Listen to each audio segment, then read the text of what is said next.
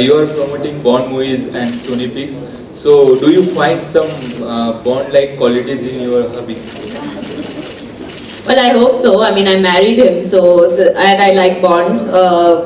I think he's very understated, like Bond is. I think that's what is really good about Shoaib, and he's extremely, yeah, he's quiet, but he does his work, and yeah, he'll just, you know, put his cufflink on and wink and walk away. So. You once said a statement that you would like Deepika to play yourself if there's a biopic made on you. So if that's the case, which actor you would like to play Shoaib's part?